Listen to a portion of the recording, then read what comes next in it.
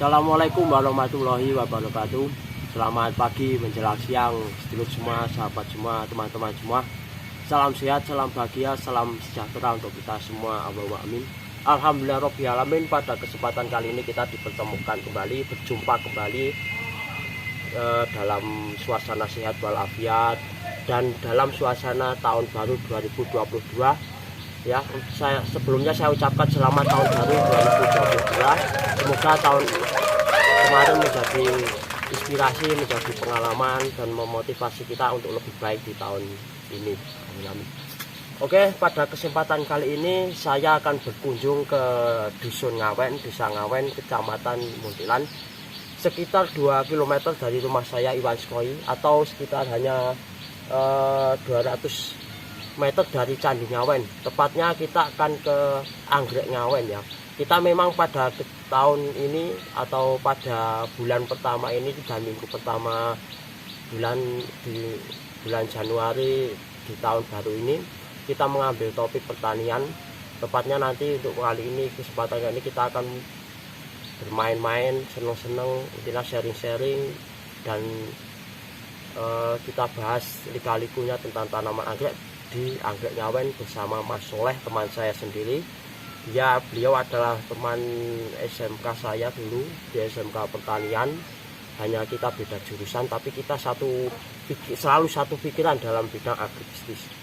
Pokoknya jangan di skip, jangan kemana-mana, tetap saksikan di Iwas Channel, karena pastinya video kali ini akan sangat seru, utamanya yang suka tanaman hias.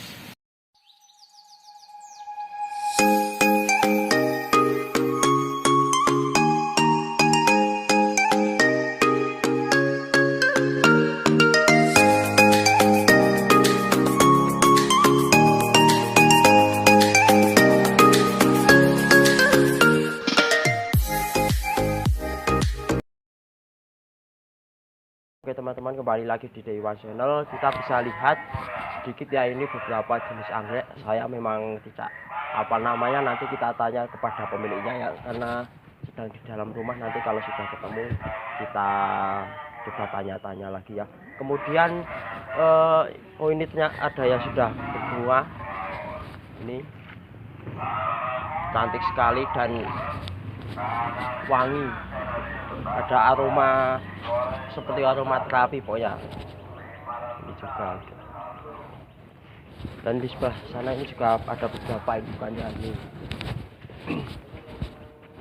Ada yang tempel di tembok itu ya. Jadi benar-benar memanfaatkan ruangan yang sempit, jadi seperti itu ya, memanfaatkan tempat. Jadi bahwa yang namanya usaha utamanya agribisnis itu tidak harus menggunakan tempat yang besar atau lahan yang besar, tapi kita bisa memanfaatkan situasi dan kondisi di sekitar rumah kita yang sekiranya terbengkalai atau kurang kondisikan seperti itu ya. Oke, kita langsung saja bertemu dengan Mas Soleh.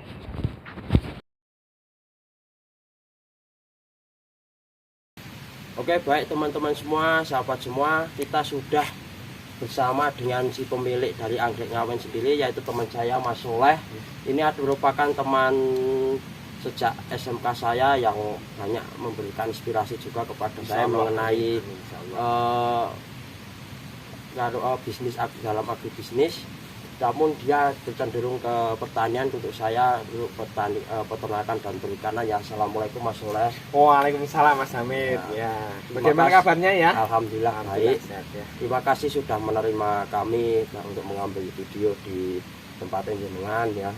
Saya juga terima kasih ya, sudah teman-teman sudah meluangkan waktu untuk datang ke gubuk saya. Mohon maaf kalau tidak sesuai yang diharapkan mungkin nanti. Ya. Oke Mas Soleh, ya sedikit bertanya-tanya tadi ya masalah kan ada bisnis Anda ini anggrek. Sejarah singkat jenengan itu kenapa kok bisa terjun ke dunia anggrek, kecintaannya jenengan itu gimana? Baik, bismillahirrahmanirrahim. Sebelumnya ya teman-teman sekalian, saya itu kan dulu dimulai dari SMP ya. Jadi SMP saya karena minder juga tadi ya, dengan teman-teman saya yang mereka kok tiap hari yang dibicarakan itu ya sesuai hobinya masing-masing.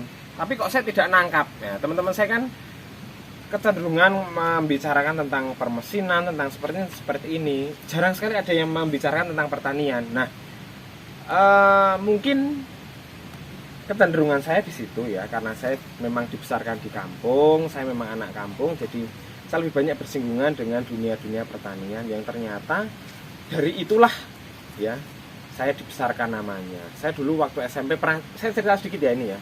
Dulu waktu saya SMP di akhir ujian nasional, karena saya punya seorang ya salah satu apa ya, bisa saya bilang dia seorang motivator saya, tapi sama-sama di Desa Ngawen.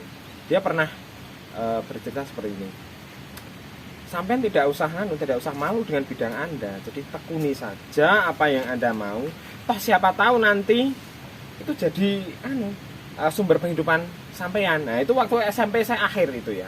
Jadi setelah ujian itu. Tapi saya masih sering ke sekolahan karena masih ada beberapa urusan. Nah, itu. Jadi saya betul-betul mencermati apa yang dikake kalau dalam bahasa Jawa ya, apa yang diungkapkan beliau. Dan ternyata memang betul, alhamdulillah sampai saat ini selain sebagai hobi ya, tanaman ini jadi salah satu sumber penghasilan saya di awal dari SMP dulu. Karena saya dulu awal masuk lanang kembang, nah itu stigma seperti itu kadang mengendorkan. Nah, jadi teman-teman saya dulu juga banyak yang ngelokro karena hal seperti itu. Tapi karena saya memang bidangnya pertanian, kebetulan saya sekolah di SMK Pertanian, jadi bakat saya bergerak di bidang tanaman semakin terasah ya. Didukung dengan banyak kegiatan yang berbau-bau pertanian, terutama florikultura, tanaman hias ya. Jadi semakin menambah ya kemampuan saya tentang berbudidaya tanaman anggrek, karena memang ilmu itu sangat luas. Sehingga dari itu awalnya SMP hingga SMK itu mulai berkembang sedikit demi sedikit, ya lika-likunya banyak sih. Jadi permasalahan dengan teman-teman, permasalahan dengan rekanan bisnis, ditipu segala macam itu sudah pernah dilewati hingga ya. Tapi alhamdulillah tetap, walaupun sempat down juga, dulu sempat down, tapi ya saya berusaha untuk bangkit lah, karena memang ini bidang saya. Kalau Mas Hamid bidangnya peternakan, kalau saya memang pertanian. Jadi permasalahannya kompleks sekali ya. Kita sama-sama di pertanian tapi punya masalah sendiri-sendiri. Memang kalau bisnis kan seperti itu ya. Mungkin ada lagi pertanyaan. Ya tadi ya katanya cah lanang kok kembang, maksudnya seorang laki-laki kok mencinta bunga gitu ya. Iya. Ya kan jenengan terus kemudian berbicara lagi masalah kendala tadi yang pernah dialami itu gimana? Baik, di awal dulu ya, karena saya non sewu, tanaman yang saya pilih itu kebetulan kok itu tanaman yang non sewu ya ini ya.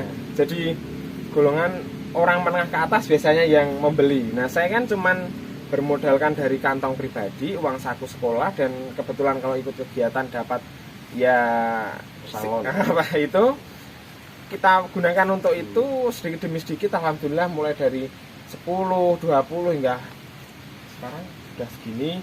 Dan ya kendala-kendala itu yang terkadang jadi awalnya apa ya, bukan batu sandungan ya, tapi harusnya jadi penyemangat, karena memang itu jalannya, resikonya.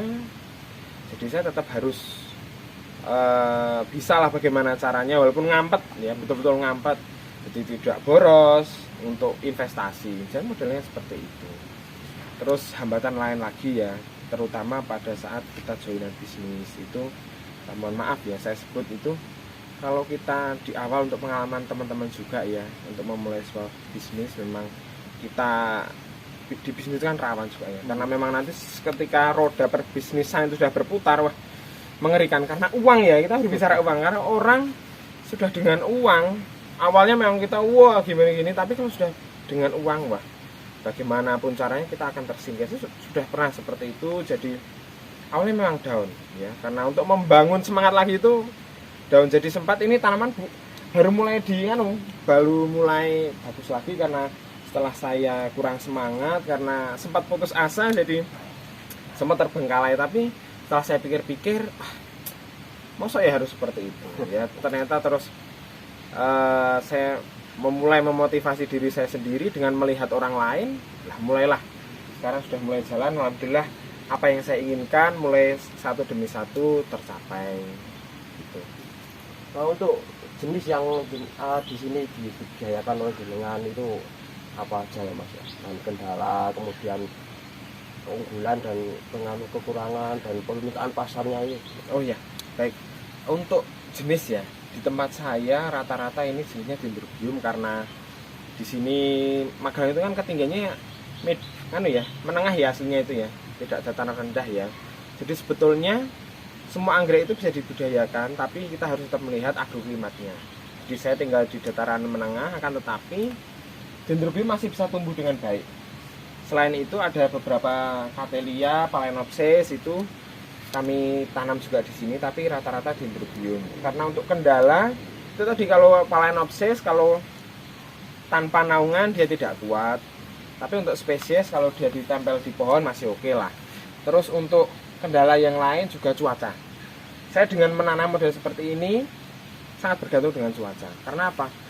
Tiba-tiba dari tadinya panas hujan itu tanaman kadang bisa shock, terus dia rata-rata kena busuk-busuk, terus nanti perakaran rusak. Nah itu kendala cuma di situ saja. Tapi dengan cara tumbuh yang bagus, kita perhatikan maunya dia bagaimana, insya Allah itu kendala bisa diminimalisir. Jadi kegagalan ya tidak bisa kita selesaikan, mesti tidak 100% berhasil, tapi angka itu bisa kita tekan gitu loh. Kegagalan itu bisa kita tekan seperti itu. Kalau masalah pasar gimana? Oh, untuk pasar ya, untuk anggrek untuk saat ini alhamdulillah, apalagi kemarin waktu pandemi itu ya, 2020 mulai itu ya pandemi.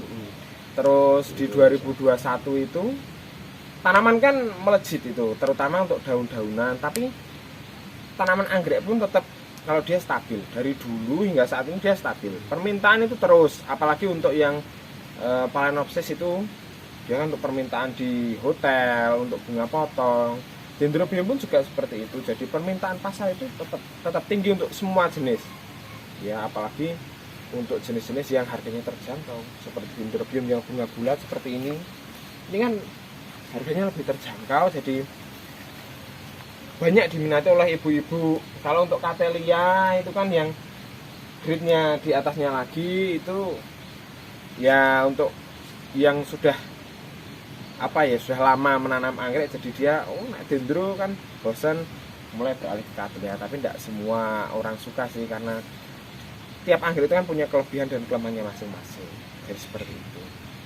Untuk kalau kontes atau istilah ajang untuk belajar bersama itu ada apa enggak? Oh, untuk kontes anggrek ada. Tiap daerah itu ada. Kemarin ada di Papua Orchid Show. Itu kemarin teman-teman dari kami itu dari teman-teman Magelang Orchid Society sama DPC PAI Kabupaten Magelang ya. Itu kemarin sudah berangkat ke Papua. Terus kemarin lagi ada, barusan saja ya, ada acara di Batu, itu tahunannya Batu. Jadi di Balai Among Tani di Batu itu kan ada acara Batu Shining Orchid.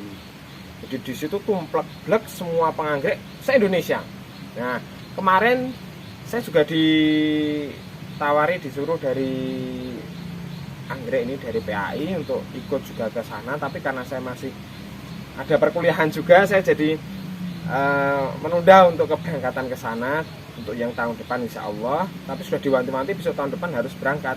Ya, memang acara-acara itu tiap daerah ada. Kemarin di Kalimantan Selatan juga barusan salah satu teman dari perwakilan PAI juga berangkat untuk menyaksikan pameran di sana. Memang karena tiap daerah itu punya keunggulan masing-masing dengan anggreknya, sehingga kalau kemarin di Batu Shining itu kan ya nasional, dan itu dihadiri oleh teman-teman dari Sabang hingga Merauke. Itu memang yang bergerak di bidang penganggerekan, ada kontesnya, terus ada nanti beberapa kategori itu ada.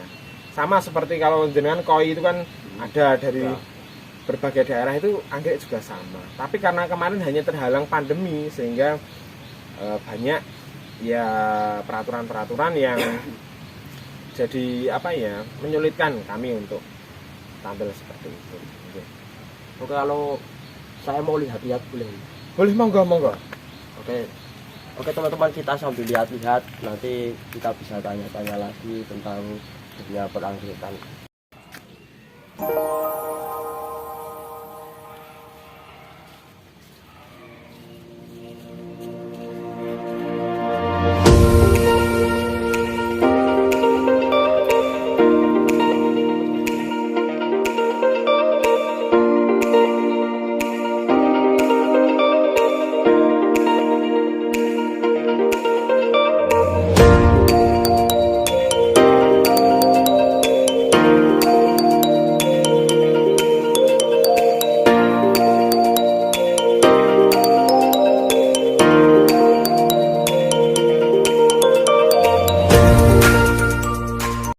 Oke teman-teman, kita bisa lihat di sini tadi ya, saya suruh bilang untuk melihat-lihat.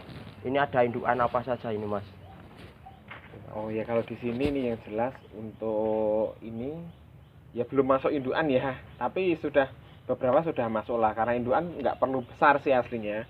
Yang penting memenuhi kriteria untuk dia seperti apa bentuk bunga, terus bagaimana kerajinan dalam berbunga, terus bagaimana bentuk ya.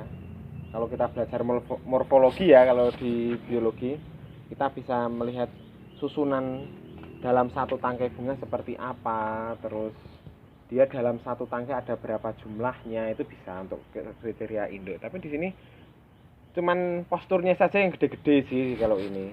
Yang indukan malahan belum berbunga itu ada di samping yang atas sama beberapa yang di pot-pot itu. Kalau besar segini harga berapa Mas? Ya harga itu ya relatif juga sih, tergantung jenisnya. Ada yang kecil harganya mahal, ada yang gede harganya murah juga ada. Jadi cenderung seperti koi ya teman-teman ya, tinggal lihat kualitas dan cara negen mungkin berpengaruh juga. Iya, terus melihat ketersediaan barangnya juga. Oh ini barang lawas, ini barang sudah jarang orang punya. Terus ini terkadang sisi historinya pun dia berpengaruh pada harganya juga. Jadi memang untuk anggrek itu harganya kalau untuk yang koleksian ya, untuk yang koleksian, bukan yang bunga bulat, tapi kan koleksian itu kadang nggak melulu bunganya bagus, itu kadang bunganya hanya sederhana, tapi kita melihat sejarahnya. Oh ini diregister tahun berapa, ini silangannya siapa, itu juga berpengaruh. Tapi beneran ya, kalau orang melihat anggrek ada yang besar segini, bahkan bunganya lebat begini ya misalnya ya, pasti terkagum-kagum. Karena apa? Tidak banyak yang punya gitu. Dan asumsinya pasti harganya mahal, tapi gitu. Relatif juga sih. Kalau kita punya uang ya murah, tapi kalau nggak punya uang ya 50.000 pun jadi mahal, kan seperti itu. Sama koi kan juga seperti itu Mas. Oke, untuk terakhir nanti kalau apabila ada mungkin yang penonton setia kami di DIY Channel atau mungkin penonton baru yang kebetulan melihat video kali ini, kalau ada yang berminat tentang anggrek mungkin yang Mas Soleh tangkatkan, bisa hubungi di nomor berapa Mas untuk nomor WA? Oh nomor WA bisa nanti ke nyebutkan nomor WA ini? Iya. Oh boleh lah, ke 083 149 929 444. Nah itu WA saya. Bisa nanti inbox atau DM ke akun media sosialnya. Kalau di Instagram Anggrek Ngawen, terus nanti kalau Facebook bisa ke Facebook saya Soleh Al-Wahid gitu ya. Oke, terima kasih Mas Soleh atas waktunya, semoga menginspirasi dan bermanfaat. Saya mohon pamit. Siap, terima kasih. Mohon maaf juga kalau saya ada hal-hal yang kurang berkenan. Semoga nanti DIY Channel semakin berkembang. Amin. Memberikan semangat, motivasi kepada rekan-rekan semua, terutama milenial yang lulusan pertanian. Nah, kadang ini perlu sekali motivasi. Terima kasih sudah berkunjung. Mohon maaf banyak salah kata. Oke, baik teman-teman, terima kasih untuk waktunya hari ini. Kita cukup sekian dulu ya. Semoga video kali ini bermanfaat. Jangan lupa yang belum subscribe, silahkan saya persilahkan subscribe. Asli gratis pokoknya untuk subscribe itu ya. Dan nantikan video kami berikutnya. Saya akhiri, wabillahi taufiq wal hidayah. Wassalamualaikum warahmatullahi wabarakatuh.